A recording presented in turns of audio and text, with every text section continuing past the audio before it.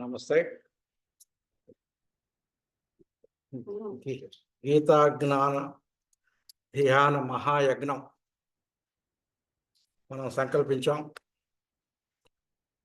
18 అధ్యాయాలు ఉన్నటువంటి ఈ భగవద్గీతను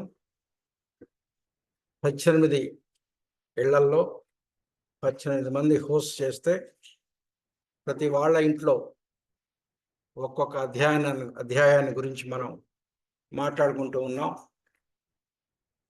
అలా జరుగుతూ ఈరోజు 8వ అధ్యాయానికి వచ్చాం. ఈరోజు అధ్యాయాన్ని స్పాన్సర్ చేసినటువంటి సుజాత గారు, శ్రీనివాసులు గారు, వాళ్ళందరికీ ఒకసారి కడతారు.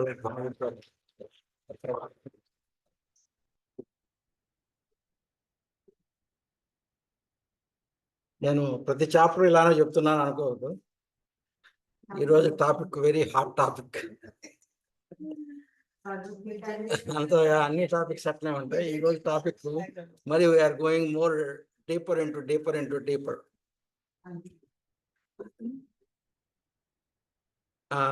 యాక్చువల్గా ఈరోజు చిల్డ్రన్ క్లాస్ పెడితే కూడా చాలా క్వశ్చన్స్ పెడదామని అనిపించింది. ఎందుకంటే ఇది కేవలం 28 శ్లోకాలు ఈ చాప్టర్లో ఉన్నా కూడా డిస్కషన్ ఎక్కువ టైం పడుతుంది. అందుకని పిల్లల క్లాస్ కొంచెం తక్కువసేపు పెట్టి చేద్దాం అనుకున్నాను. కానీ యూనివర్స్ మనకి సహకరించినట్టుగానే పిల్లలు వాళ్ళ క్లాసు పెట్టపోయే ముందుగానే పైకి వెళ్ళిపోయారు. That's good sign. Last 7th chapter last శ్లోక ఒకసారిగా తీసుకుంటే శ్రీకృష్ణుడు ఏమంటాడంటే, అధిభూతముగా మరియు అధిదైవముగా 114th పేజ్ అండ్ 30th శ్లోక. అధిభూతముగా మరియు అధిదైవముగా అధియజ్ఞముగా నన్ను ఎరిగిన వారు దృఢముగా నన్ను మనసులో నిలుపుకొని మరణకాలములోన కూడా మరువరు నన్ను అని చెప్పి 7th చాప్టర్ని క్లోజ్ చేశాడు. ఇది ఒక రకంగా అర్జునుడికి అతని యొక్క స్టూడెంట్షిప్కి ఒక పరీక్ష లాంటిది. ఎందుకంటే ఆ టర్మ్స్ అధిభూతము, అధిదైవము, అధియజ్ఞము అనేటటువంటి మాటని ఇంతవరకు శ్రీకృష్ణుడు భగవద్గీతలో ఇంతవరకు అసలు ఆ టర్మ్స్ అనేది వాడలే. జస్ట్ లాస్ట్ క్లోజ్ చేయబోయేటప్పుడు 7వ అధ్యాయాన్ని క్లోజ్ చేయబోయేటప్పుడు ఆ 3 యొక్క వర్డ్స్ని టర్మినాలజీని 3 వర్డ్స్ని చెప్పేసేసి చాప్టర్ క్లోజ్ చేశాడు. ఇది అర్జునుడికి ఒక పరీక్ష లాంటిది. ఎంత శ్రద్ధగా అర్జునుడు తన చెప్పేటటువంటి భగవద్గీతను వింటున్నాడు అని చెప్పడానికి ఒక పరీక్ష లాంటిది. ఎందుకంటే ఎప్పుడైనా ఏదైనా ఈ ఆధ్యాత్మిక విద్య నేర్చుకునేటప్పుడు ఏదన్నా కనుక డౌట్స్ కానీ ఏదన్నా కనుక ఉంటే ఆ డౌట్స్ని మనం ఇమ్మీడియట్గా ఆ డౌట్స్ని అడిగి ఆ డౌట్స్ని క్లారిఫై చేసుకోవాలి.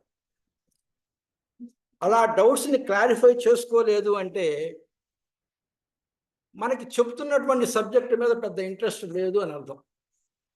అది యూఆర్ వెరీ గుడ్ ఎగ్జాంపుల్. పూర్ణిమ అసలు చిన్న డౌట్ వచ్చినా సరే అంకుల్ నుంచి పరిగెత్తుకుంటూ వచ్చి అడుగుతుంది. She shows such interest.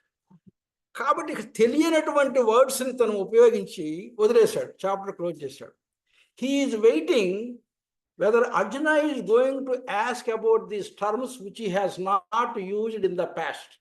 అసలు అడుగుతాడా లేదా, లేకపోతే చెప్పుకోనిలే అని చెప్పి వదిలిపెడుతున్నాడా అని చెప్పంటే అర్జున పాస్డ్ దోస్ టెస్ట్.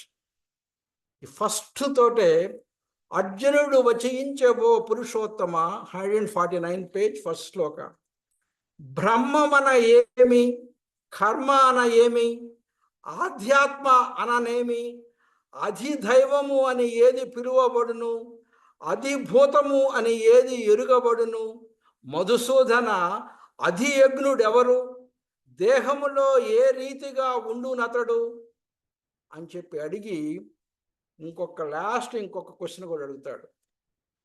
మరణకాలమున ఆత్మ నిగ్రహుడు నిన్ను గూర్చి ఏ విధముగా తెలియగలడు 8th చాప్టర్లో ఈ 7 క్వశ్చన్లు అడుగుతాడు అర్జునుడు కృష్ణుడిని.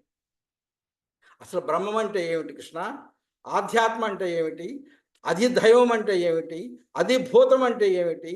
అది యజ్ఞుడు అంటే ఎవరు?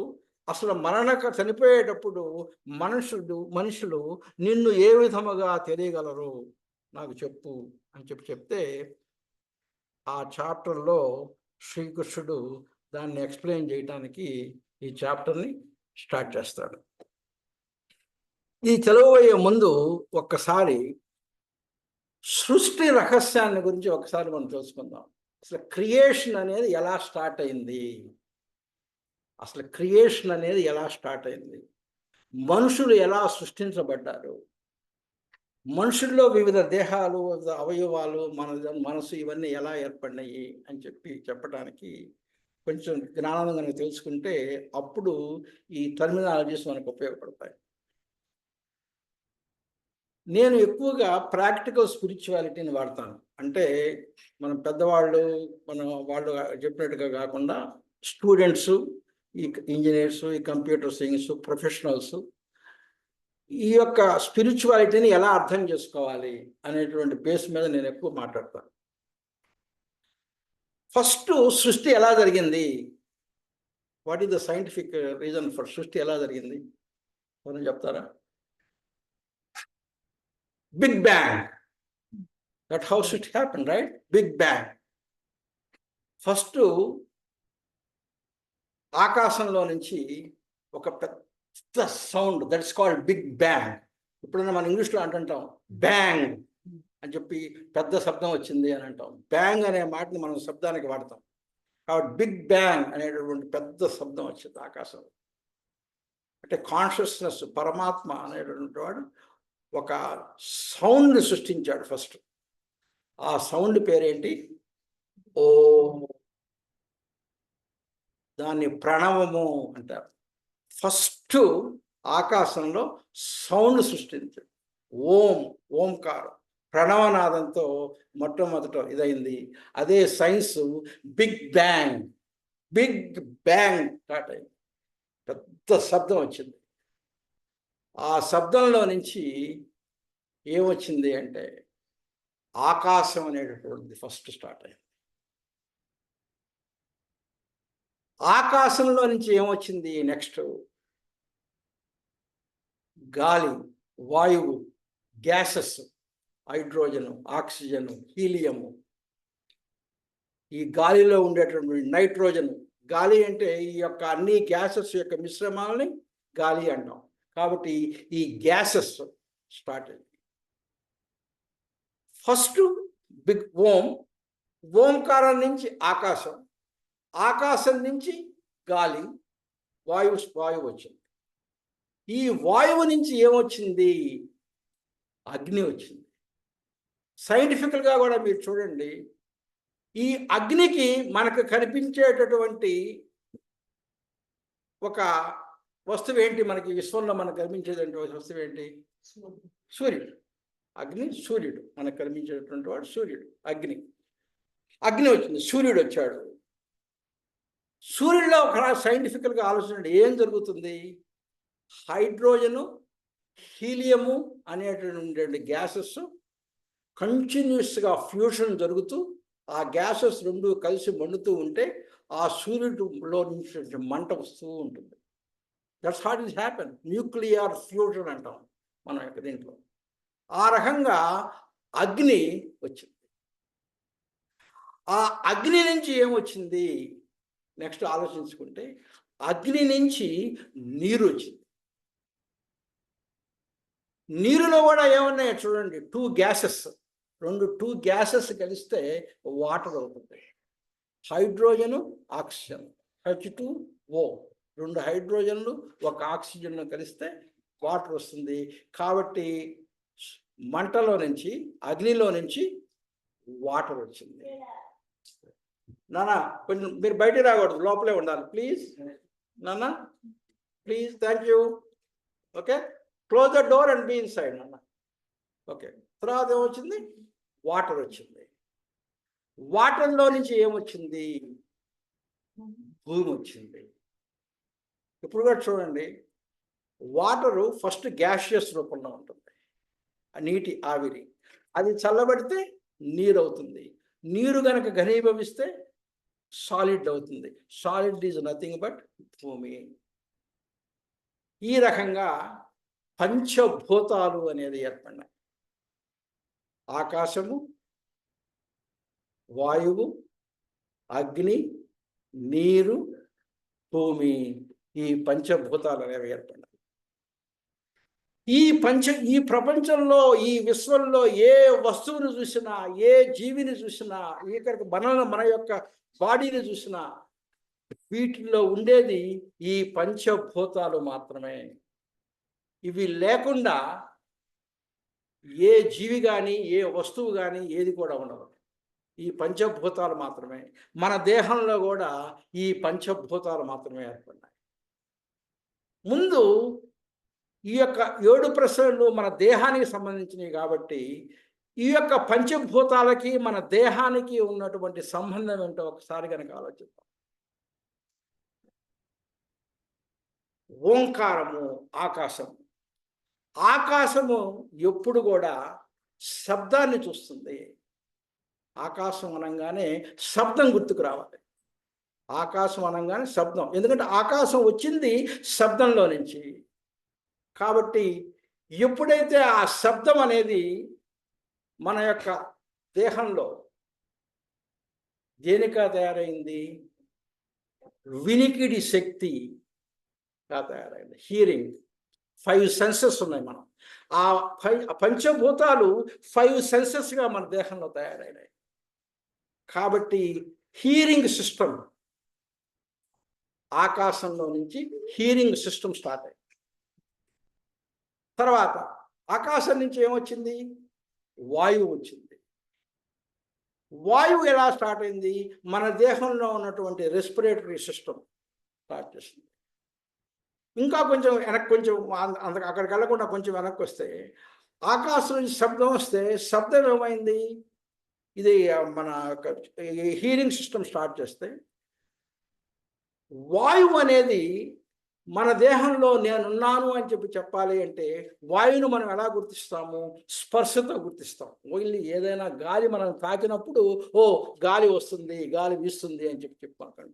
కాబట్టి వాయువు, మన దేహంలో ఉన్నటువంటి వాయువు రూపంలో ఉన్నటువంటి మన దేహంలో ఉన్నటువంటి అది నేను స్పర్శన ద్వారా నేను తెలియపరుస్తాను అని చెప్పి టచెస్, స్పర్శను గుర్తు చేస్తుంది వాయువు.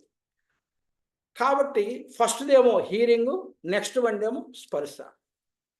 తర్వాత ఏమొచ్చింది? దాని నుంచి అగ్ని వచ్చింది. అగ్ని, నీ దేహంలో కూడా అగ్ని ఉంది. డాక్టర్ దగ్గరికి వెళ్ళంగానే థర్మామీటర్ పెట్టి టెంపరేచర్ చూస్తే ఎంత వేడి ఉందని చెప్పి చూస్తాం. కాబట్టి అగ్ని నేనున్నాను నీ దేహంలో అని చెప్పడానికి ఏ రకంగా చూపిస్తుంది? దృష్టి, నేత్ర దృష్టి రూపంలో అగ్ని వచ్చింది. అందుకనే గాలిని చూడలేము, ఆకాశాన్ని చూడలేము, కానీ అగ్నిని మనం కళ్ళతో చూడగలం. అందుకని అగ్ని నేనున్నాను నీ దేహంలో అని చెప్తూ నీ యొక్క అంటే చూపుడు శక్తిని, వీక్షించే శక్తిని, కను యొక్క శక్తిని, హౌ యువర్ ఐస్ ఆపరేట్ అనేది అక్కడ చూపు. తర్వాత అక్కడి నుంచి ఏమొచ్చింది? అగ్ని నుంచి వచ్చింది నీరు. నీరు నేనున్నాను అని చెప్పాలనుకున్నప్పుడు నీరు ఏ రూపంలో వ్యక్తీకరిస్తుంది? నీరు ఆఖరికి రుచి రూపంలో నేనున్నానని చెప్పి తన ఉనికిని తెలియజేస్తుంది. నీరు తాగినప్పుడు నేనేం తాగుతున్నానని చెప్పినప్పుడు అదే గాలిని తాగలేవు, తర్వాత అగ్నిని తాగలేవు, కానీ నీటిని నోటి మీద వేసుకొని ఓహో నేను నీరు తాగుతున్నాను అని చెప్పి నీరు నీ రుచిని తెలియజేస్తుంది. కాబట్టి ఈ రకంగా చూసింది. తర్వాత భూమి. భూమి అంటే ఈ యొక్క మాంసం ఇదంతా కూడా భూమి నుంచి వచ్చింది. కాబట్టి ఈ భూమి నేనున్నాను నీలో చెప్పినప్పుడు భూమి ఎలా తెలియజేస్తుంది తన యొక్క ఉనికిని అంటే వాసన రూపంలో తెలియజేస్తుంది. భూమి నేనున్నాను నీ దేహంలో ఉన్నానని చెప్పి వాసన రూపంలో తెలియజేస్తుంది. అందుకనే భూమిలో వాసన చూడాలంటే చక్కగా వర్షం పడినప్పుడు భూమిలో నుంచి ఒక రకమైనటువంటి మంచి స్మెల్ వస్తుంది. మీరు గమనించారా లేదో? కాబట్టి అది భూమి యొక్క వాసన. కాబట్టి ఈ పంచభూతాలు ఈ యొక్క పంచేంద్రియాలను పరిచయం చేస్తూ ఈ పంచేంద్రియాల యొక్క లక్షణాలను తెలియజేస్తాయి. దీన్ని తన్మాత్రలు అంటారు. పంచభూతాలు మన దేహంలో వచ్చిన తర్వాత వాటిని తన్మాత్రలు అని చెప్పి సృష్టించబడిన తర్వాత ఈ యొక్క పంచభూతాలతో మన యొక్క దేహము తయారు కాబడింది. పంచభూతాలతో మన దేహం మొత్తం తయారు కాబడింది. తయారైపోయిన తర్వాత దాంట్లో మనసు, బుద్ధి, ఇంటలెక్టు, అహము ఇవన్నీ కనుక పెట్టేసేసి మనిషి తయారు చేయబడ్డాడు. మనిషి తయారు చేయబడ్డాడు. ఈ తయారు చేయబడిన తర్వాత ఈ యొక్క కాన్షియస్నెస్ మొత్తం ప్రపంచంలో ఉన్నటువంటి పరమాత్మ, ఈ విశ్వం మొత్తం కూడా వ్యాపరించేటువంటి పరమాత్మని బ్రహ్మన్ అని చెప్పాను. బ్రహ్మము అంటే విశ్వం అంతా వ్యాపించినటువంటి యొక్క కాన్షియస్నెస్ని బ్రహ్మము అని చెప్తున్నారు. ఆ విశ్వం అంతా ఆవరించినటువంటి కాన్షియస్నెస్ నీ దేహంలో జీవాత్మగా నీ యొక్క దేహంలో వచ్చి కూర్చున్నది. దేహాత్మగా నీ దేహంలో వచ్చి కూర్చున్నది. దాన్ని ఏమంటారు అంటే ఆధ్యాత్మ. ఆధ్యాత్మ అంటే విశ్వంలో ఉన్నటువంటి మొత్తాన్ని కలిపేమంటే దాన్ని కనుక బ్రహ్మం అంటే బ్రహ్మన్ అంటే నీ దేహంలో కూర్చున్నటువంటి యొక్క ఆ యొక్క జీవాత్మని ఆధ్యాత్మ అని చెప్పన్నారు. అధిభూతము అంటే ఏమిటి? ఈ పంచభూతాలతో తయారైనటువంటి ఈ దేహం మొత్తాన్ని అధిభూతము అని అన్నారు.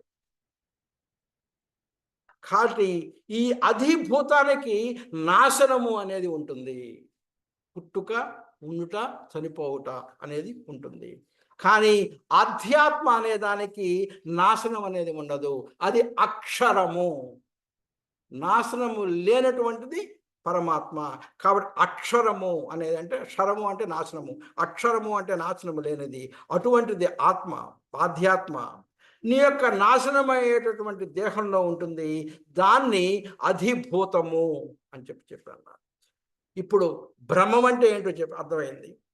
ఆధ్యాత్మ అంటే ఏంటో అర్థమైంది. తర్వాత అధిభూతము అంటే అర్థమైంది. ఇప్పుడు కర్మ అనే ఏమి? కర్మ అన ఏమి అని అంటే ఇక్కడ బ్రహ్మ అనే పదం విన్నారు కదా. బ్రహ్మ, విష్ణు, మహేశ్వరుడు.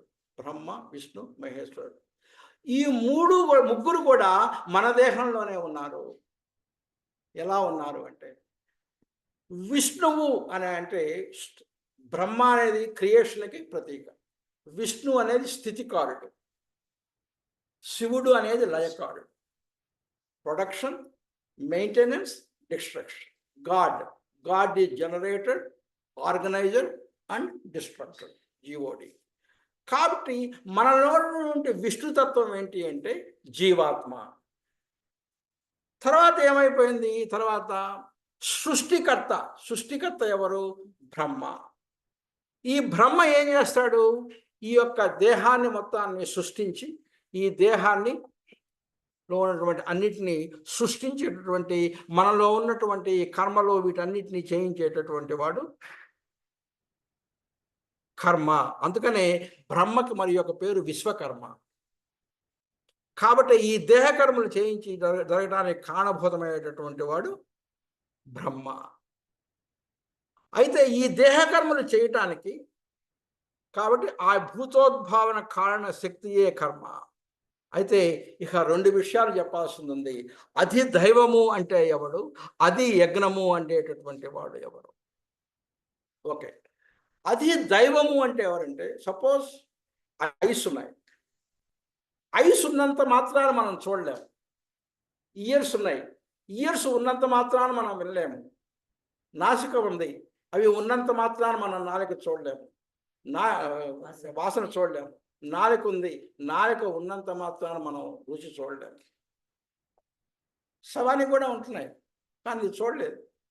అంటే ఈ శబ్దము నువ్వు వింటున్నావు అంటే ఈ మెకానిజం నుంచి వెనక బ్రెయిన్లో ఒక ఏరియా ఈ శబ్దాన్ని కంట్రోల్ చేస్తూ ఉంటుంది. అది ఉన్నందువల్ల మనము ఈ చెవి అనేటటువంటి పరికరం ద్వారా ఆ శబ్దాన్ని మనం వింటున్నాము. కానీ there is somebody in the back of the brain who is sitting having an office and sitting there and continuously operating that hearing mechanism. అట్లానే 5 ఆఫీసులు మన బ్రెయిన్లో వాటి యొక్క సెంట్రల్స్ రూపంలో ఉండి ఈ పంచేంద్రియాల జ్ఞానాన్ని మొత్తాన్ని కూడా ఆపరేట్ చేస్తూ 5 సెంటర్స్ మన బ్రెయిన్లో ఉన్నాయి. కాబట్టి ఒక్కొక్క సెంటర్ ఆపరేట్ చేసేటటువంటి వాడిని ఒక్కొక్క అధిదైవము అని చెప్పాలి. the energy that operates the hearing system, the energy that operates our sight system, the energy that operates our tasting system, ఈ రకంగా ఈ 5 యొక్క వాటిని కంట్రోల్ చేస్తూ మన బ్యాక్ ఆఫ్ ద మైండ్ మనకు ఎనర్జీలో ఒక సెంటర్స్ నుండి అక్కడి నుంచి ఒకళ్ళు ఆపరేట్ చేస్తూ ఉంటారు. అతని పేరు అధిదైవము. అతను అంటే మనుషులని కాదు, ఎనర్జీ. ఇక లాస్ట్గా అది యజ్ఞుడు ఎవరు? ఈ 5 సెంటర్స్ 5 యొక్క డిఫరెంట్ పీపుల్ చేత, అంటే పీపుల్ అండ్ ఐఎమ్ జస్టింగ్ లాటింగ్ for the people, 5 energy centres ద్వారా కంట్రోల్ చేయబడుతూ అగైన్ ఈ 5 సెంటర్స్ని ఒక మెయిన్ సెంటర్ ఇంకోటి కంట్రోల్ చేస్తుంది. But whatever you do, that finally it will go and reaches to that final brain center. Brain center pere adi yagnudu. ఈ రకంగా బ్రహ్మం అంటే ఏమిటి, ఆధ్యాత్మ అంటే ఏమిటి, కర్మ అంటే ఏమిటి, అది భూతము అంటే ఏమిటి, అది దైవము అంటే ఏమిటి, అది యజ్ఞము అంటే ఏమిటి అని చెప్పి ఈ 6 ప్రశ్నలకు సమాధానం చెప్పాడు. ఇప్పుడు ది వెరీ ఇంపార్టెంట్ 7వ ప్రశ్నకి సమాధానం చెప్పడానికి ఉపక్రమించాడు. 5వది ఏమిటంటే, మరణ సమయంలో ఆత్మ నిగ్రహుడు నిన్ను గూర్చి ఏ విధముగా తెలియగలడు? ఒకవేళ కనుక మనం మోక్షం పొందాలి అంటే, ముక్తిని పొందాలి అంటే మరణించేటప్పుడు ఎటువంటి ఆలోచనలు మనం కలిగి ఉండాలి? ఇక్కడ ఫర్ యువర్ ఇన్ఫర్మేషన్, మరణము అనగానే మనకు మరణించే రోజు ఒకటే గుర్తొస్తుంది.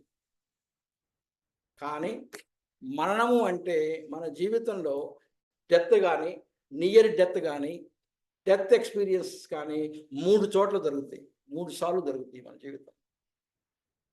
Can anybody tell? One is actual day of death. That is one. What is the other death experience that we get?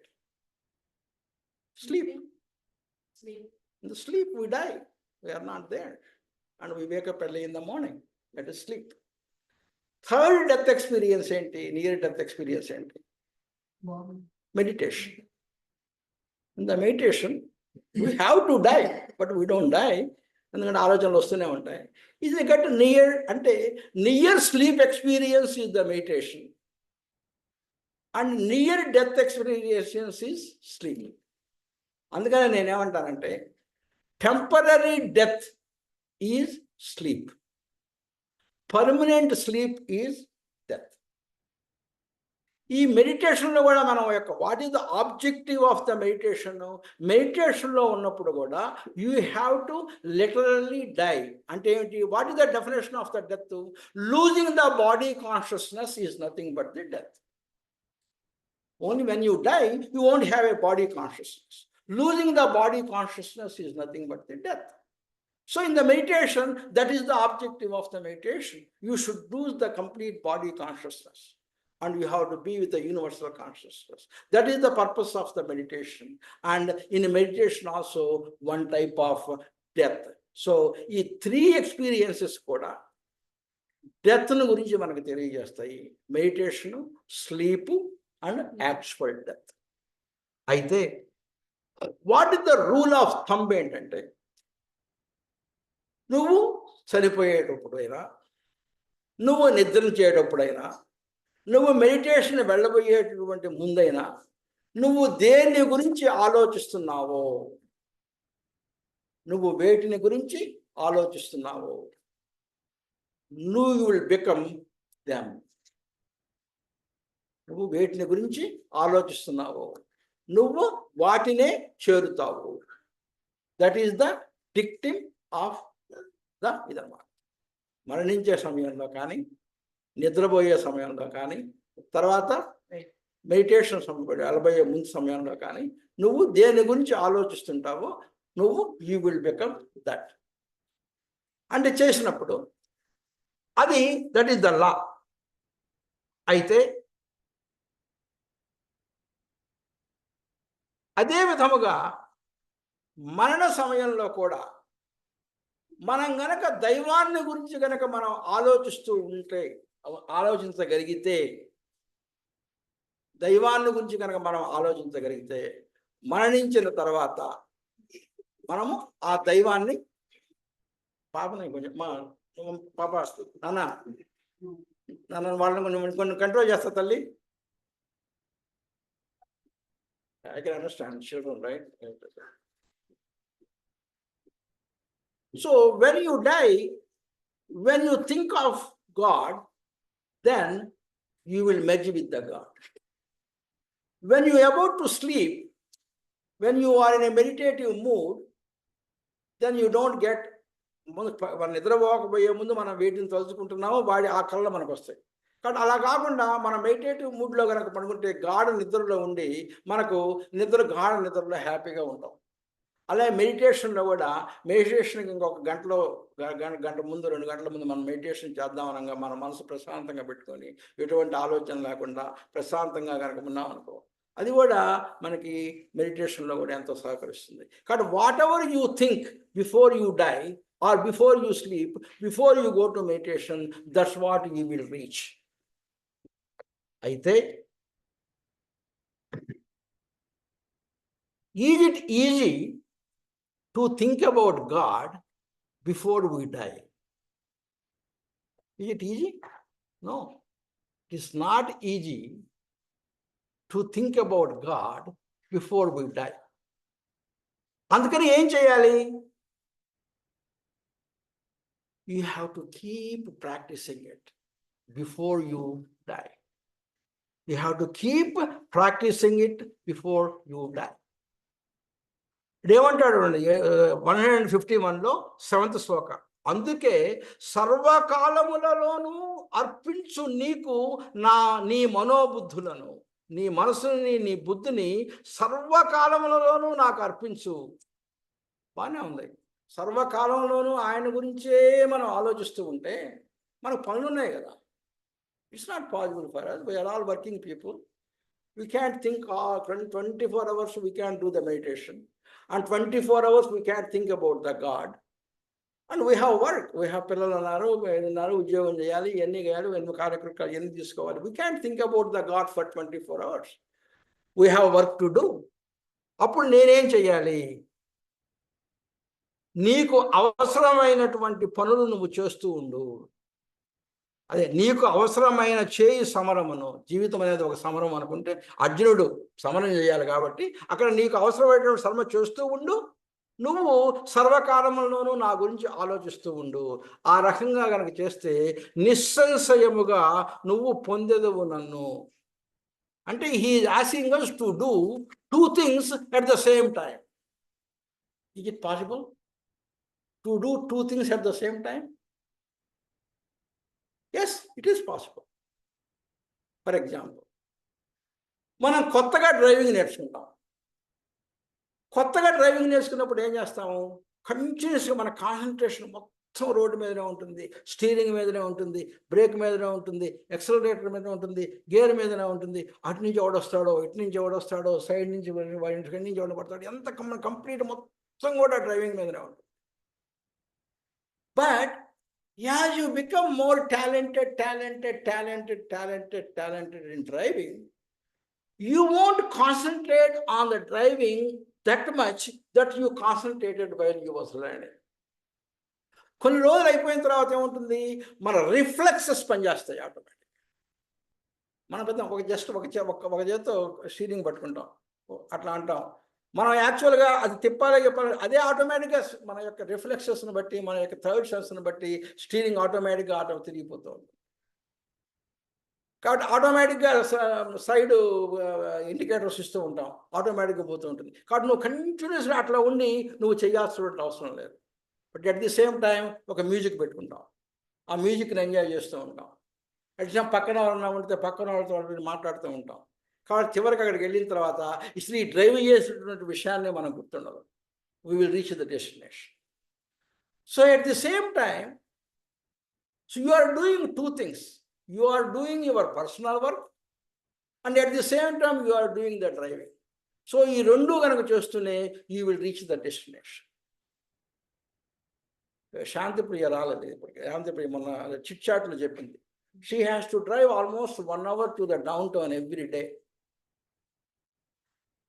It is the best time she finds for herself the time. ఎందుకంటే ఇంట్లో ఉంటే పిల్లలు గొడవ, లేకపోతే ఇది గొడవ. కాబట్టి ఉదయాన్నే కారు ఎక్కుద్దట, ఒక పత్రిజీ స్పీచో లేకపోతే ఏదో పెట్టుకుంటుందట. చెప్పింది దాడు చిట్చాట్లో. 45 minutes డ్రైవింగ్. అందరూ అడిగారా అని అట, అందరూ అంటారట, ఏంటి నువ్వు 1 hour పోను 1 hour రాను, ఇక్కడ దగ్గరలో ఏమైనా జాబ్ తీసుకోకూడదా, ఎంత కష్టము ఏది అని చెప్పి అందరూ అడుగుతారు నన్ను. కాబట్టి నాకు 1 hour దూరంలో ఉన్నటువంటి జాబు దొరకటం నా అదృష్టంగా భావిస్తున్నాను. ఎందుకంటే ప్రతిరోజు 2 గంటలు ఈ యొక్క ఆధ్యాత్మిక స్పీచ్ అవటానికి ఇంట్లో అయితే క్వశ్చనే లేదు, పిల్లలతో పాటు.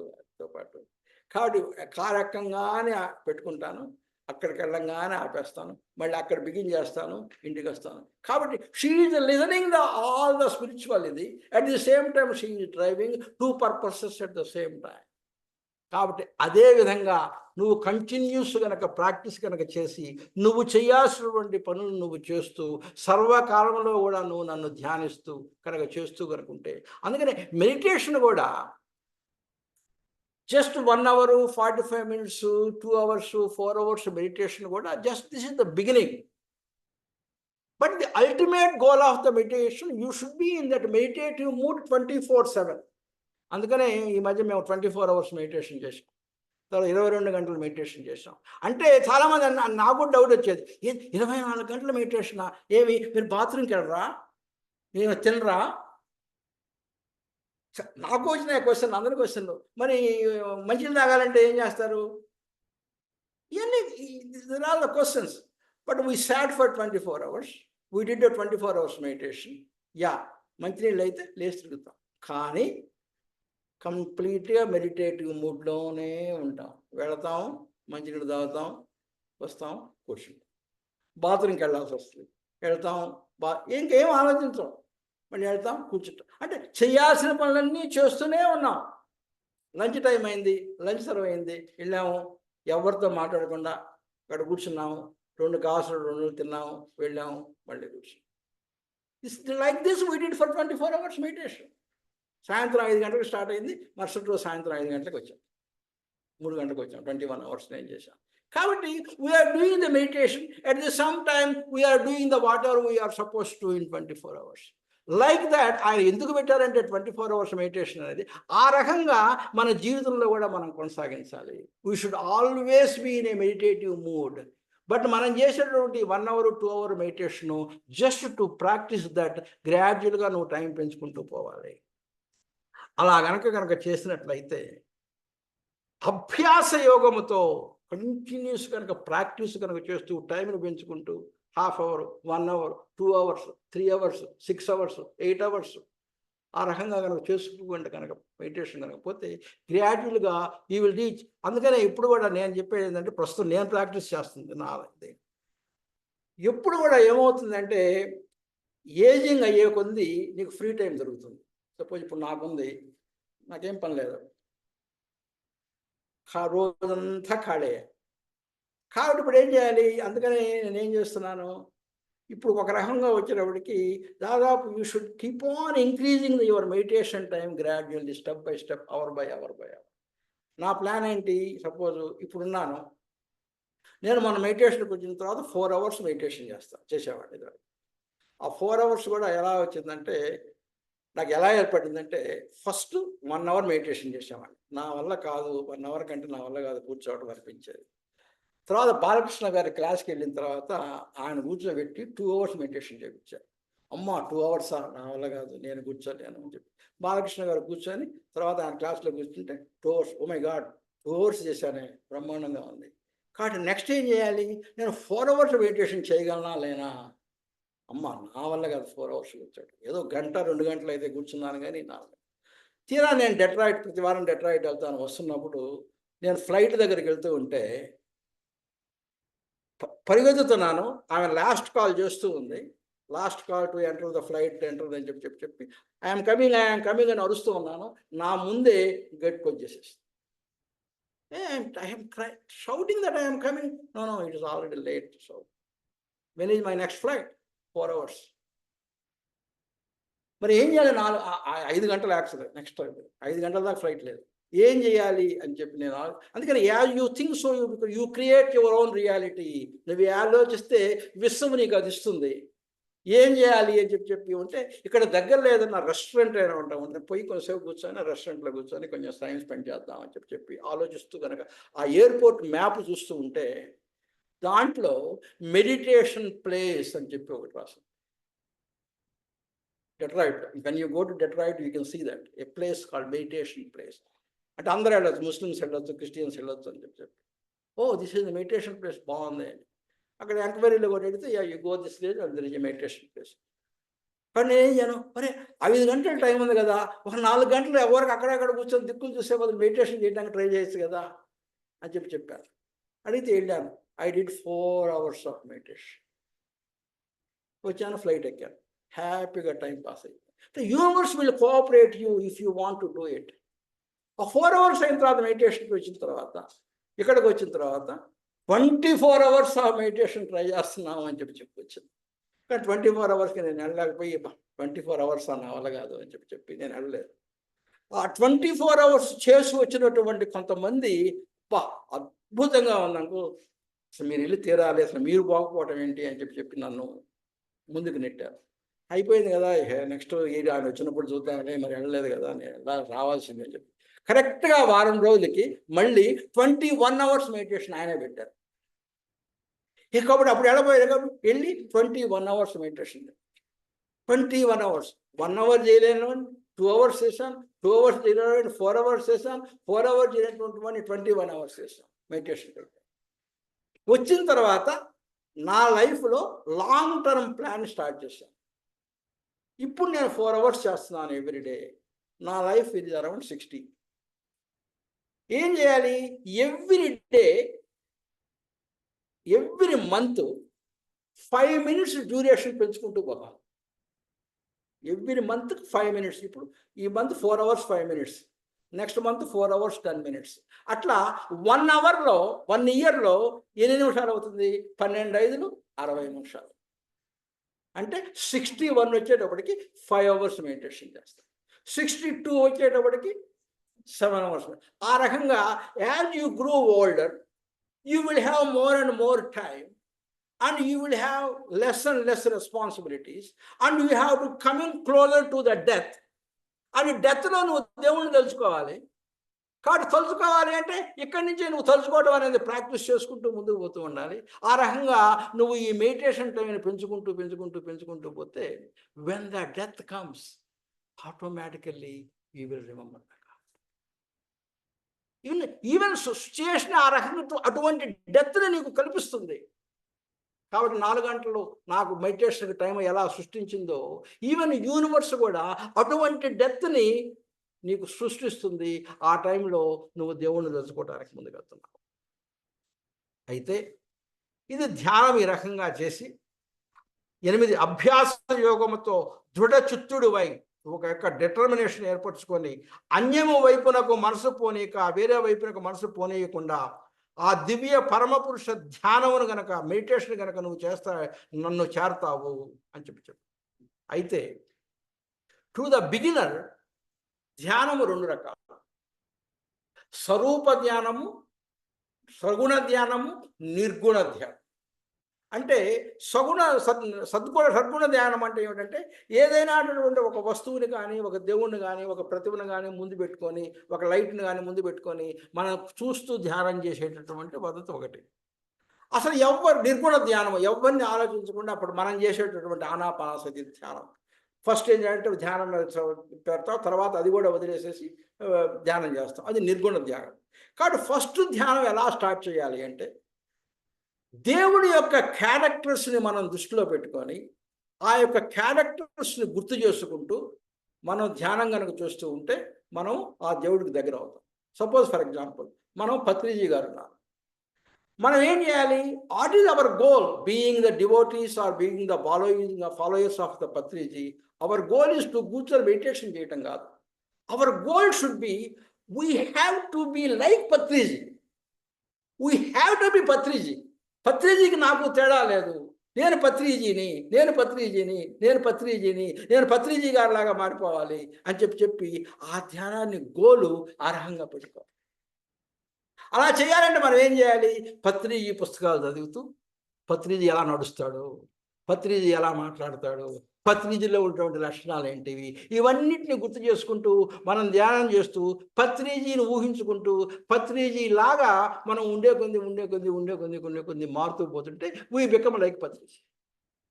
అదే రకంగా ఈ దైవాన్ని కూడా, దేవుని గురించి కూడా, అతని యొక్క లక్షణాలను గురించి మనం తలుచుకుంటూ ధ్యానం చేయాలి. ఏమని? దేవుడు అనేటటువంటి వాడు జ్ఞాని, దేవుడు అనేటటువంటి వాడు పురాతనుడు, ఆది మధ్య అంతము లేనటువంటి వాడు, దేవుడు అనేటటువంటి వాడు విశ్వాధినేత, సర్వజీవులకు 151 సర్వజీవాధాత, అతడు అణువు కన్నా కూడా చాలా చిన్నవాడు, నా ఊహలకు అందినటువంటి వాడు, సూర్యుడిలాగా వెలిగి ఉండేటటువంటి వాడు. కాబట్టి అజ్ఞానముకు ఆవలనున్నటువంటి జ్ఞాన రూపంలో ఉన్నటువంటి వాడు. ఈ రకంగా దేవుణ్ణి గురించి ఊహించుకుంటూ నువ్వు గనక ఫస్ట్ ధ్యానం మొదలు పెట్టాలి. కొన్ని రోజులు ధ్యానాన్ని మొదలుపెట్టిన తర్వాత ఇప్పుడు అసలు మెడిటేషన్ ఎలా చేయాలి అని చెప్పి మెడిటేషన్ ఎలా చేయాలి అని చెప్పి మెడిటేషన్ ఎలా చేయాలి అని చెప్పి చెప్తున్నప్పుడు మనసులో మెడిటేషన్ ఇలా కూర్చున్నప్పుడు first we have to SIT down. కూర్చొని ఏం చేస్తాము? తర్వాత ఈ రకంగా పెడతాం. అంటే మెడిటేషన్లో ఏం జరుగుతుందంటే the conservation of the energy జరుగుతుంది. The conservation of the energy అంటే శక్తి బయటికి పోకుండా మనలోనే ఉండి మనలోనే ఆ మెడిటేషన్ ఎనర్జీ అనేది గ్రాడ్యువల్గా పెరుగుతూ ఉంటుంది. ఆ పెరిగినటువంటి శక్తిని తీసుకొచ్చి మనం ఎక్కడ పెట్టాలంటే ఫైనల్గా ఇక్కడ ఆ శక్తిని మనం కేంద్రీకృతం చేయాలి. That is the goal of the meditation. అందుకని ఇక్కడ అంటాడు.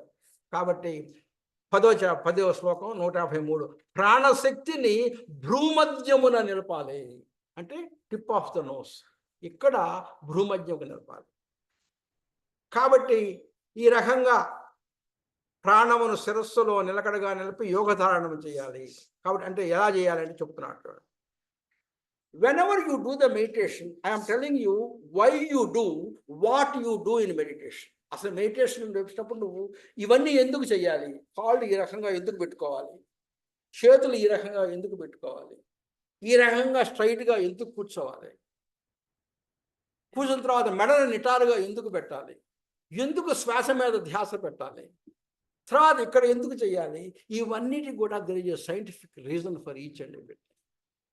మెడిటేషన్లో ఏం జరుగుతుంది అంటే నీలో ఉన్నటువంటి ఇన్నర్ ఎనర్జీ పెరుగుతూ ఉంటుంది. కాదే పెరిగినప్పుడు ఏమవుతుంది? ఎక్కడెక్కడైతే ఈ 2 చిన్న వేళ్ళు ఉన్నాయనుకోండి, ఆ వేళ్ళు చివరల్లో నుంచి శక్తి బయటికి వెళ్ళిపోతుంటుంది, ఆకుల చివరల్లో నుంచి శక్తి బయటికి వెళ్ళిపోతుంది. అలానే మన శరీరం యొక్క శక్తి కూడా ఈ కొనలలో నుంచి బయటికి వెళ్ళేటటువంటి అవకాశం ఉన్నది. కాళ్ళు వీటి నుంచి బయటికి వెళ్ళే అవకాశం. అది మనకు పొందినటువంటి ఆ శక్తిని బయటికి వెళ్ళనివ్వకుండా ఒక సర్క్యులర్ ఫామ్, ఒక సర్క్యూట్ని తయారు చేయాలి మన బాడీలో. అందుకే మనం చేస్తాం అంటే ఇటు వచ్చినటువంటి శక్తి ఈ రకంగా బయటికి వెళ్ళకుండా ఈ రకంగా పెట్టినప్పుడు వచ్చి సర్క్యులర్ ఫామ్. ఈ రకంగా కాళ్ళకు వచ్చినటువంటి వాడు ఈ కాళ్ళ గోళ్ళు గుండా బయటకు వెళ్లకుండా ఈ రకంగా పెట్టినప్పుడు ఈ రకంగా వచ్చినటువంటి శక్తి మళ్ళీ ఈ రకంగా ఒక సర్కిల్గా ఫామ్ అవుతుంది. కాబట్టి ఈ రకంగా ఈ యొక్క ధ్యాన యొక్క శక్తి బయటికి వెళ్లకుండా మనలోనే ఉండి తిరుగుతూ ఆ శక్తి ఉండే కొద్ది పెరుగుతూ ఉంటుంది. పెరిగినటువంటి శక్తిని మనం ధ్యానం ద్వారా కూర్చొని ఆ శక్తిని ఫైనల్గా ఎక్కడికి తీసుకురావాలి? ఇక్కడికి తీసుకొని రావాలి. కింద శక్తి ఇక్కడికి ఎలా వస్తుంది అనేది చెప్పాలి అంటే మనకు 7 చక్రాలు ఉన్నాయి. ఇందాక మనం సృష్టి ఎలా జరిగింది అని చెప్పినప్పుడు మనం ఏం చెప్పుకున్నాము? ఫస్ట్ ఓంకారం, ఓంకారం నుంచి ఓంకారం, ఓంకారం నుంచి స్పేసు, స్పేస్ నుంచి అగ్ని, అగ్ని నుంచి స్పేస్ నుంచి గాలి, గాలి నుంచి అగ్ని, అగ్ని నుంచి నీరు, నీరు నుంచి భూమి. భూమి ఎక్కడుంది? అన్నిటికంటే కిందలో ఉంది. మనలో మూలాధార చక్రం ఎక్కడుంది? అన్నిటికంటే కింద ఉంది. మూల ఆధారం చక్రం. మూలాధారం భూమి యొక్క శక్తితో సమానం. అందుకనే ఇక్కడ పెట్టుకొని ఈ యొక్క సర్క్యూట్ అన్నిటిని క్లోజ్ చేసేసి ఎక్కడికి బయటికి వెళ్ళలేకుండా కనుక పెట్టి మనం మెడిటేషన్ కనుక అంటే ఎనర్జీ స్టార్ట్ ఫ్లోయింగ్. సుషుమ్న అనేటటువంటి నాడి ద్వారా కిందనటువంటి మూలాధార చక్రం నుంచి ఎనర్జీ బయటికి లాగటం, పైకి రావటం. కాబట్టి ఎక్కడ స్టార్ట్ అయింది? పైనుంచి కిందకి వెళ్ళిపోయింది ఎనర్జీ. ఇప్పుడు కింద నుంచి మళ్ళీ పైకి వెళ్తుంది. ఎలా వెళ్తుందో చూడండి. ఫస్ట్ మూలాధారం. మూలాధార చక్రంలో ఏముంటుందో తెలుసా? ఆ ఏరియాలో మన బాడీలో ఏముంటుంది? More solid will be occupied in the మూలాధార చక్రం. మలం, మలం బయటికి రావడానికి రెడీగా ఉంటుంది. కాబట్టి మనలో ఉన్నటువంటి మలం మొత్తం కూడా ఇదైపోయి ఆ ఏరియాలో లార్జ్ ఇంటెస్టైన్ అనేటటువంటి ఒక ప్లేస్లో ఈ మలమంతా కూడా ఒక సాలిడ్ రూపంలో ఆ ఏరియాలో కేంద్రీకృతమై ఉంటుంది. అది మూలాధార చక్రం. నువ్వు మెడిటేషన్ చేసి స్ట్రైట్గా, అందులో కూడా నువ్వు స్ట్రైట్గా కూర్చోమంటున్నాడు అంటే ఎక్కడ కూడా నువ్వు ప్రెషరు ఉండకూడదు, ఫ్రీగా ఉండాలి. ఎందుకంటే అది ఈజీగా పైకి వెళ్ళడానికి స్ట్రైట్గా కూర్చోమంటాడు. కూర్చున్నప్పుడు అక్కడి నుంచి రైజ్ అవుతుంది, ఎనర్జీ అవుతుంది. తర్వాత ఇంకొంచెం పైకి వచ్చిన తర్వాత నెక్స్ట్ ఏంటి? భూమి తర్వాత పైన ఏముంది? నీరు, నీరుంది, పైకి లేస్తుంది. పైకి లేచిన తర్వాత నెక్స్ట్ చక్రం ఏంటి? స్వాధిష్టాన చక్రం. స్వాధిష్టాన చక్రం ఎక్కడ ఉంటుంది? బెల్లికి కిందానికి మధ్యలో ఉంటుంది. అక్కడ ఏంటి? ఏముంటుంది? సైన్స్ ప్రకారం యూరినరీ బ్లాడర్ ఉంటుంది. ఆల్ యొక్క water will be stored there before you urinate. కింద మలం ఉంటుంది, ఆ మలం పైన యూరినరీ బ్లాడర్ ఉంటుంది. బాడీలో ఉన్నటువంటి అన్ని వాటర్ కూడా అక్కడ స్టోర్ అవుతాయి. కాబట్టి వాటర్ ఉంటుంది, ఆ శక్తి. కాబట్టి అది పైకి వచ్చేసేసి స్వాధిష్టానం దగ్గరికి వచ్చేస్తుంది ఆ శక్తి. కూర్చున్న తర్వాత ఇంకా మెడిటేషన్ చేస్తున్నావు, పైకి వస్తుంది. కాబట్టి వాటర్ తర్వాత ఏముంటుంది? వాటర్ పైన ఏమి రావాలి? అగ్ని రావాలి. అగ్ని రావాలి. ఇంకా శక్తి పైకి వస్తుంది. పైకి వచ్చినప్పుడు అగ్ని, మనలో అగ్ని ఎక్కడ ఉంది? స్టమక్. Beautiful, good job. అగ్ని ఎక్కడ ఉంది? స్టమక్. ఈ ఏరియాలో స్టమక్. జఠర అగ్ని, యాసిడ్, ఈ అగ్ని ఉంటుంది. కాబట్టి అక్కడికి కొడుకొచ్చేవాడికి ఈ చక్రం పేరు ఏం పేరు? మణిపుర చక్రం. ఈ ఏరియాలో కూడా మణిపుర చక్రం. కాబట్టి పైకి లేచింది, అది వేసి అక్కడికి వచ్చింది.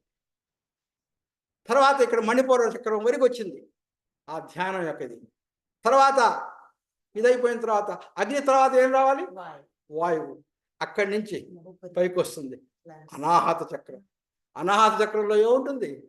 గాలి. కాబట్టి దాని నుంచి గాలి ఇక్కడికి వచ్చేసి, కాబట్టి ఆ కుండలని రైజ్ అవుతూ ఉంది మెడిటేషన్లో కూర్చుంటే. అంటే అనాహత చక్రం తర్వాత గాలి ఏమొచ్చింది? ఎక్కడికి వచ్చాం? అనాహతకు వచ్చాం. అనాహత దగ్గర నుంచి ఎక్కడికి వచ్చాం? విశుద్ధ చక్రానికి వచ్చాం. కాబట్టి ఇప్పుడు దాకా గాలి పైన ఏముంది?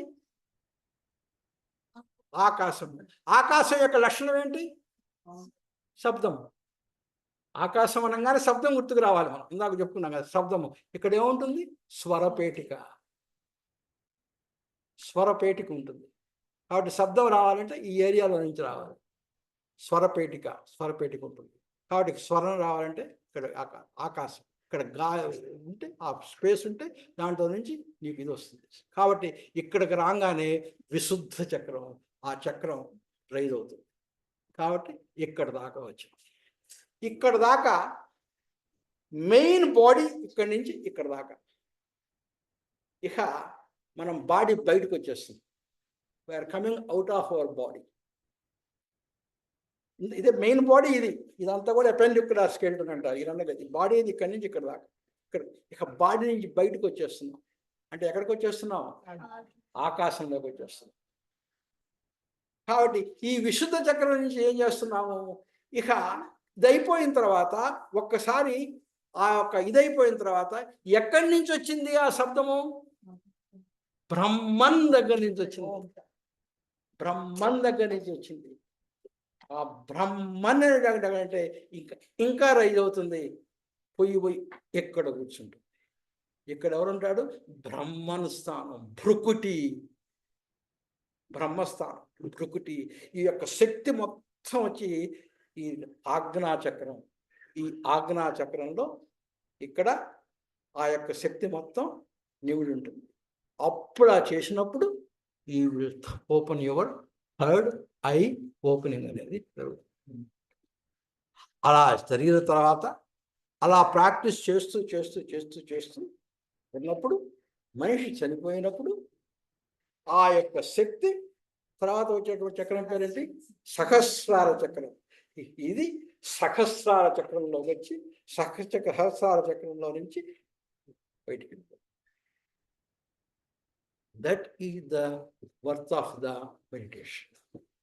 కాబట్టి ఇన్ని రకాలుగా మెడిటేషన్ మనకు ఉపయోగపడుతుంది. ఇది మెడిటేషన్ గురించి మనము నేర్చుకోవాల్సింది.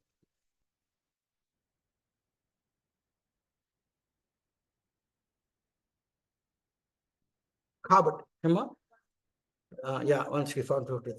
ఈ రకంగా చేసినప్పుడు నువ్వు మెడిటేషన్ కనుక చేశావంటే వేద విధులు, వేదములు తెలిసినట్టు వాళ్ళు, విరాగి, సన్యాసి, వీళ్ళందరూ కూడా ఈ బ్రహ్మచర్యుల యొక్క నా పరమపదమును ఎలా చేరుతారు అంటే ఇప్పుడు నేను చెప్పినటువంటి విధంగా కనుక చేసి ఏకాక్షరమైన ఓంకార బ్రహ్మమును నిత్యము స్మరణలో నిలుపుకోవాలి.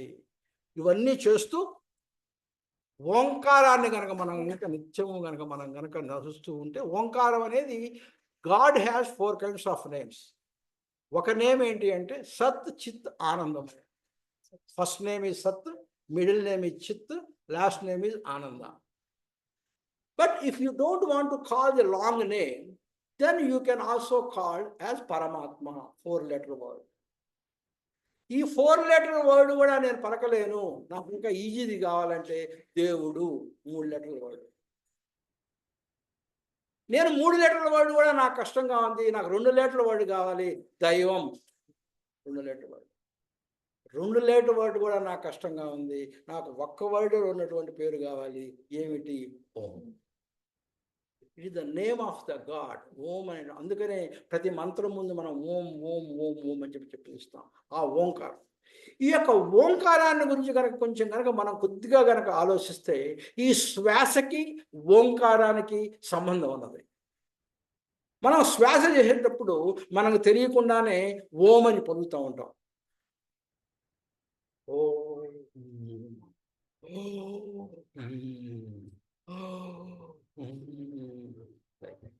తెలియకుండానే ఆ ఓంకారం అనేది ఆ శ్వాస లోపల జరుగుతూ ఉంటుంది.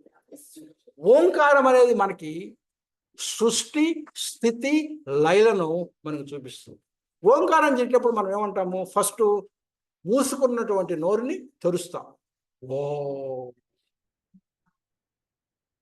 అంటే సృష్టి మొదలైంది, తెరుచుకుంది. తర్వాత ఏం చేస్తాము? ఊ అంటాం. ఓంకారంలో ఆ, ఊ, ము అనేటువంటి మూడు అక్షరాలు ఉన్నాయి. ఫస్ట్ అక్షరం ఆ కాబట్టి ఆ అనగానే తెలుసుకోండి సృష్టి మొదలైంది. తర్వాత ఊ అంటాం, అంటే ఈ రకంగా పెట్టి కొంచెంసేపు గాలి అన్నట్టు పెడతాం, అది స్థితి. సృష్టి స్థితి. తర్వాత మూడో అక్షరం మూసేస్తాం, మూసేస్తాం అంటే లయ అనేది జరుగుతుంది. ఈ అకార ఉకార మకారాలు జరుగుతాయి. ఈ జరిగిన తర్వాత అప్పుడు అయిపోలేదు, ఇంకొక స్థితి కూడా ఉన్నది. ఓం అయిపోయిన తర్వాత మళ్ళీ ఓం బిగిన్ అయ్యేటప్పుడు ఓం ఓం ఓం ఓం ఓం ఓం అనకూడదు, ఓం అని మధ్యలో కొంచెం గ్యాప్ ఇచ్చి తర్వాత మళ్ళీ ఓం స్టార్ట్ చేయాలి. అంటే అది ఏంటి, ఒక యొక్క సృష్టికి ఇంకొక సృష్టికి మధ్యలో ఉన్నటువంటి గ్యాప్ మనం అట్టి పెట్టాలి. ఓ గ్యాప్, ఓ ఆ రకంగా. ఇదే రకంగా మనం చూసుకున్నప్పుడు మన శ్వాసను కూడా ఒకసారి గమనించండి. ఉచ్ఛ్వాసము పై గాలి తీసుకుంటాం, ఆ తీసుకోగానే ఏం చేస్తాము, గాలి లోపల తీసుకుంటాం. మనం గాలి తీసుకొని ఆ గాలిని లోపల అట్టి పెడతాం, దాని పేరు కుంభకము. తీసి లోపల దాని పేరు కుంభకము. ఊ ఊ అంటే లోపల అట్టి పెడతాం. ఇందాక మనం దీన్ని ఓపెన్ అయ్యేటప్పుడు లోపల అట్టి పెడతాం. పెట్టిన తర్వాత ఏం చేస్తాము, మళ్ళీ అని చెప్పి వచ్చినటువంటి గాలిని బయటికి పంపిస్తాం. బయటికి పంపించగానే వెంటనే గాలి వెనక్కి తీసుకోం, మళ్ళీ కొంచెం గ్యాప్ ఇచ్చి ఎండ్ అయిపోయిన తర్వాత మళ్ళీ గాలి తీసుకోం. కాబట్టి ఈ యొక్క ఆ ఊ మా మధ్యలో నుండి గ్యాప్ ఏ రకంగా 4 స్టేజెస్ ఉన్నాయో, ఈ గాలి యొక్క శ్వాసలో కూడా 4 స్టేజెస్ నువ్వు గమనిస్తూ, అందుకే శ్వాసని గమనించము అంటే అర్థం ఏంటంటే ఈ 4 యొక్క ప్రక్రియల్ని గమనించు అని అర్థం. అంటే ఉచ్ఛ్వాసాన్ని, లోపల పెట్టేటటువంటి కుంభకాన్ని, తర్వాత రేచకాన్ని, రేచిన తర్వాత బయట వదిలేటటువంటి కొంత సమయాన్ని, ఈ 4టిని నువ్వు గమనిస్తూ ఉంటే నీకు తెలియకుండానే నువ్వు ఓంకారాన్ని గమనిస్తున్నట్టు అవుతుంది.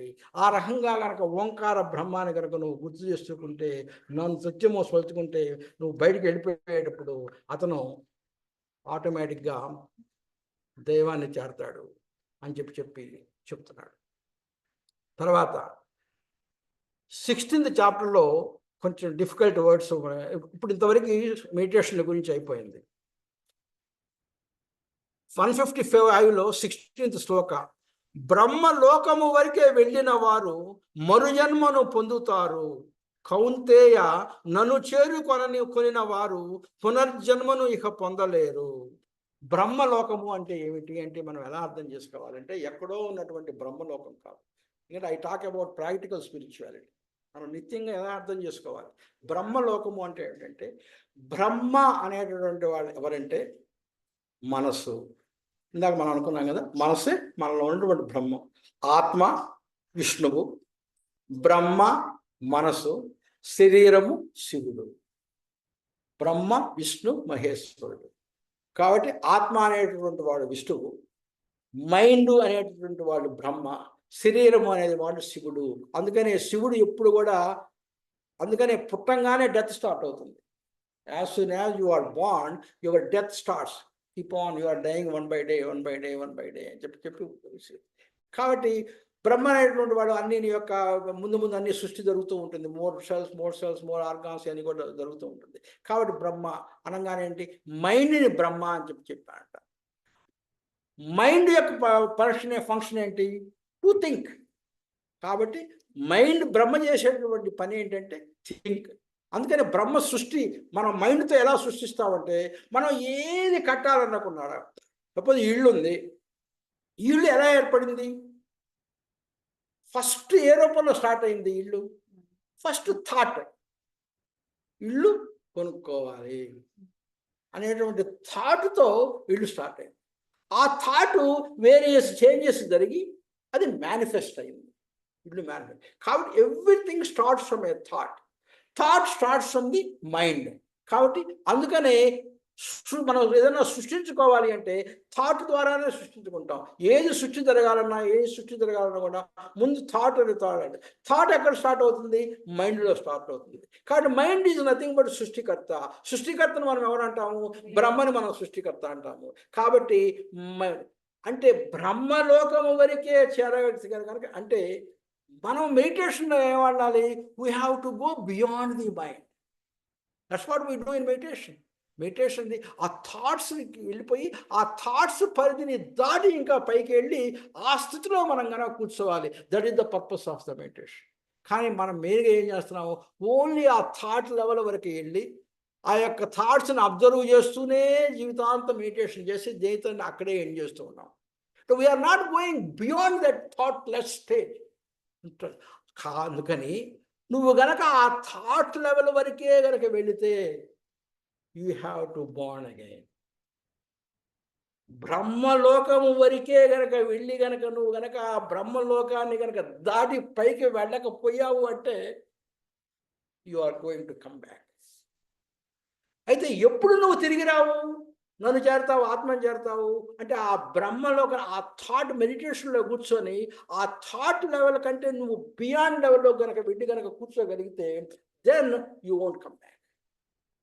అందుకనే చెప్తున్నాం, బ్రహ్మలోకము వరకే వెళ్ళిన వారు అర్జున మరుజన్మను పొందుతారు. కాబట్టి నన్ను చేరుకొనిన వారు అంటే బ్రహ్మలోకాన్ని దాటి అంటే ఆ థాట్ లెవెల్ దాటి పైకి వెళ్ళినటువంటి వాళ్ళు, వాళ్ళకి పునర్జన్మ అనేది లేదు.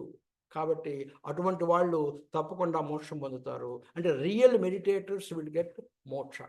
But what is the real meditation? అయిపోతుంది. రియల్ మెడిటేషన్ అంటే ఏంటి? Going beyond the thoughtful stage. తర్వాత బ్రహ్మకేమా అంటే మనం డీటెయిల్ గా మనసుని బ్రహ్మాన్ని కలిపి చెప్పుకున్నాం కదంటే, అలాగే నెక్స్ట్ రెండు చెప్పగలను. విష్ణుని శివాని అలాగా ఆత్మకి ఇంకా చెప్తాను, కొంచెం టైం అవుతుంది, కంప్లీట్ చేసిన తర్వాత ఏమన్నా చూడండి. బ్రహ్మకు పగులు 1000 యుగములు, బ్రహ్మకు రేయి మరో 1000 యుగములు, అంతము అగునని ఎరిగిన వాడు, రేయి పగలు నిజముగా తెలిసినటువంటి వాడు. ఇక్కడ బ్రహ్మ అనేటటువంటి పదాన్ని మనం దేంతో సబ్స్టిట్యూట్ చేసుకోవాలి? మైండ్తో సబ్స్టిట్యూట్ చేసుకోవాలి. మైండ్ అంటే nothing but Brahma. You have 3 people inside you: Vishnu atma, Brahma mind, Shiva దేహం. Atma never sleeps, continuously, there is no sleep. ఆత్మ నిద్రపోవడం, ఆత్మ లేవటం అనేది ఉంటుంది. ఆల్వేస్ ఆ అవేర్నెస్ కంటిన్యూస్గా ఉంటుంది. Body does not sleep. బాడీలో జరగాల్సినటువంటి ఫంక్షన్స్ మొత్తం కూడా 24 hours జరుగుతూనే ఉంటాయి బాడీలో. Only one that sleeps is Brahma. In our body ముగ్గురు ఉన్నాం. ఆత్మ నెవర్ స్లీప్స్, ఆల్వేస్ యాక్టివ్. దేహము నెవర్ స్లీప్స్, అంటే దేహంలో జరగాల్సిన క్రియలు మొత్తం జరుగుతూనే ఉంటాయి కంప్లీట్గా. బ్లడ్ సర్క్యులేషన్ దగ్గర నుంచి, రెస్పిరేషన్ దగ్గర నుంచి మొత్తం జరుగుతూనే ఉంటాయి. Only mind is the one that sleeps. అందుకని మైండ్ అనేటటువంటి దానికి రేయి పగలు అనేవి ఉంటవి. అంటే ఏమవుతుంది? మైండ్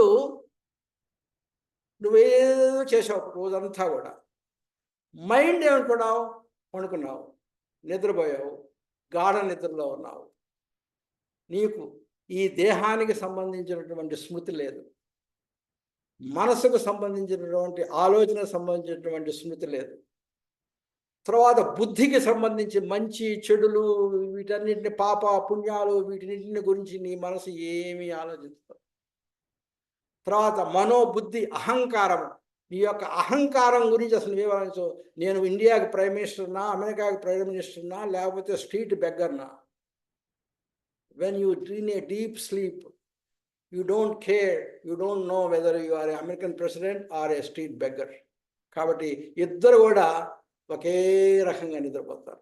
అంటే ఈ డే టైంలో జరిగినటువంటి అంత సృష్టి కూడా ఒక్కసారి కనుక నువ్వు నిద్రపోయి డీప్ స్లీప్కి వెళ్ళిపోయిన తర్వాత కూడా అంత ఈ మేనిఫెస్టెడ్ వరల్డ్ మొత్తం నువ్వు నిద్రపోయేటటువంటి వాడికి మాత్రము కంప్లీట్గా అన్మానిఫెస్ట్ అయిపోతుంది.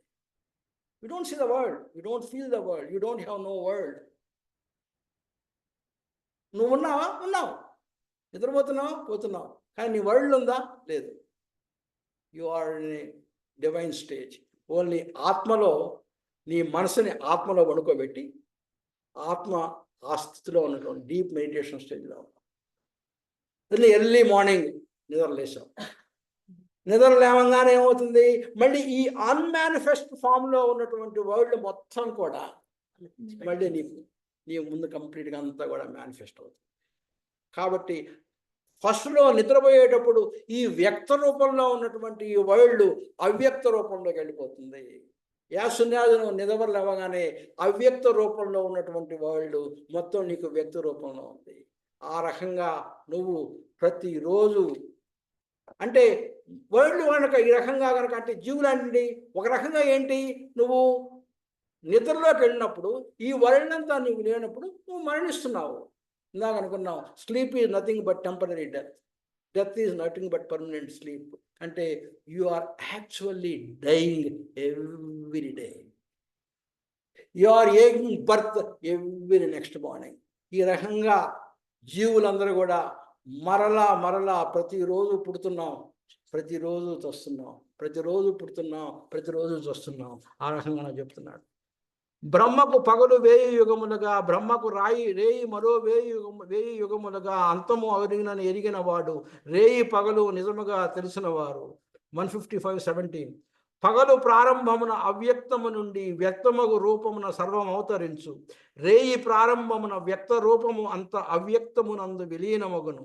19. ఈ విధముగా పరాధీనముగా వివిధ భూతములన్నీ ఓ పార్థ, పగలు ఆరంభమున మరలా పుట్టి రేయి ఆరంభమున మరలా గిట్టు.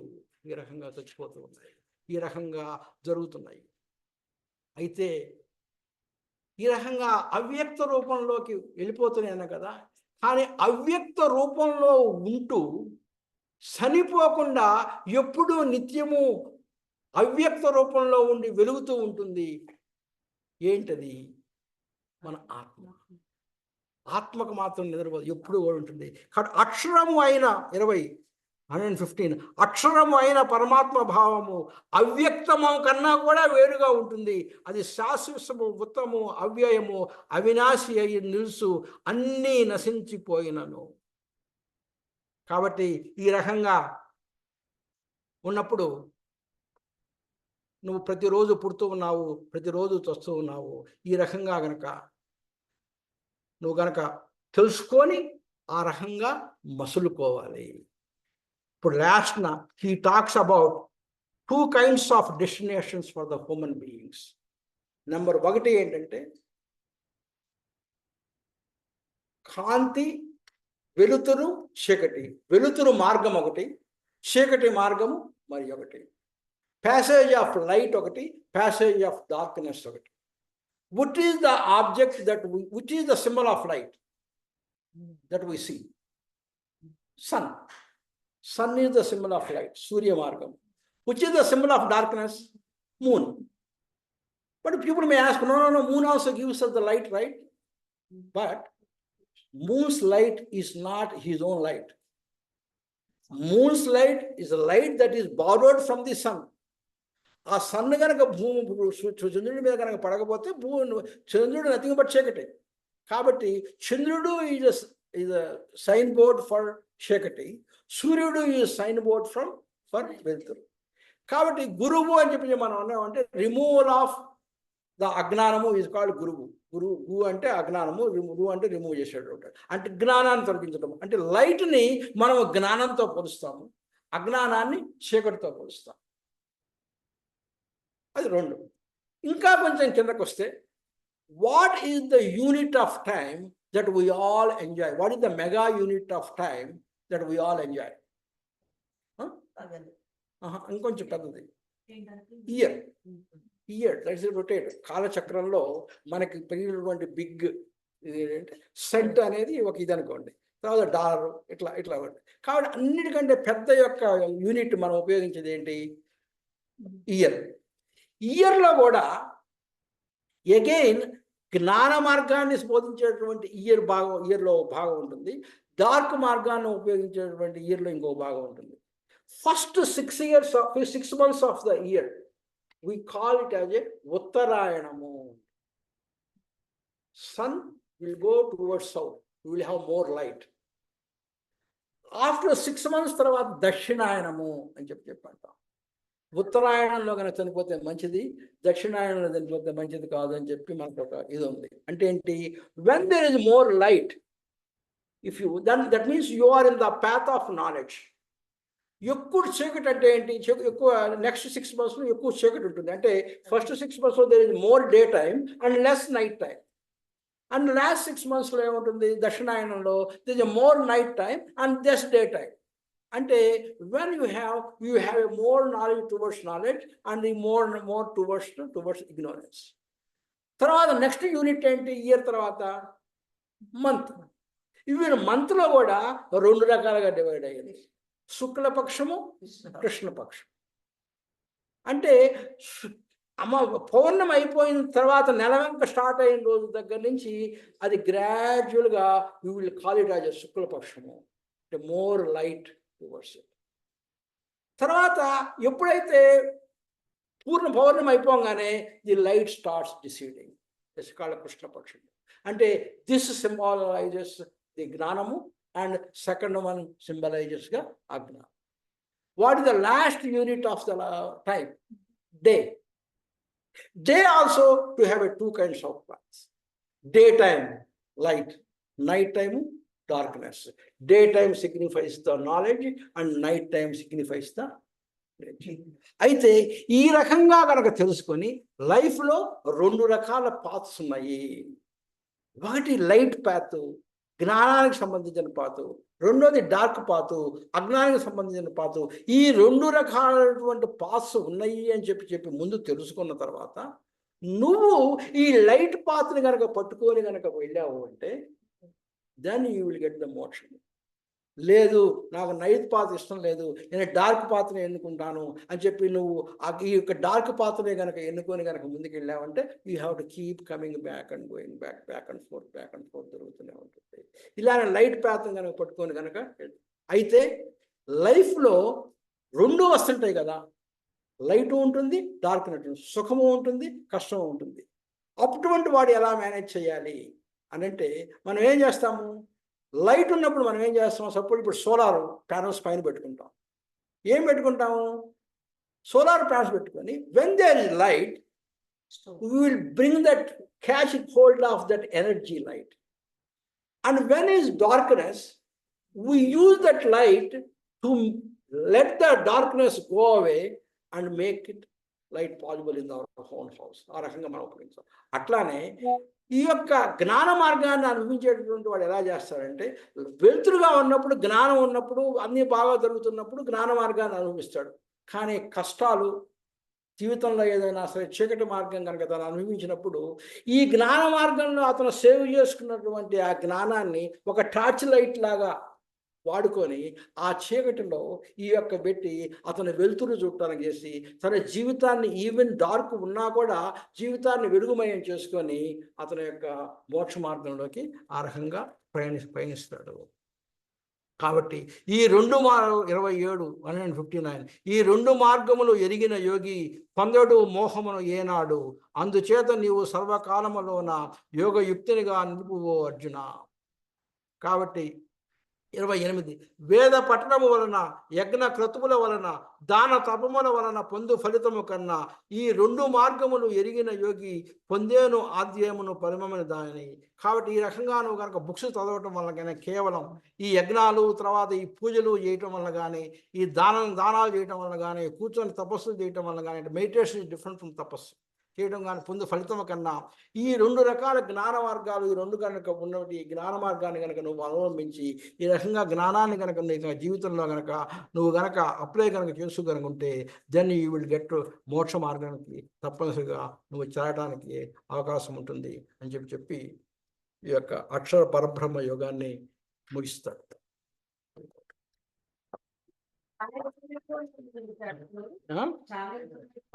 చాలా డీప్గా అమ్మా క్లోజ్ చేస్తామా. Thank you.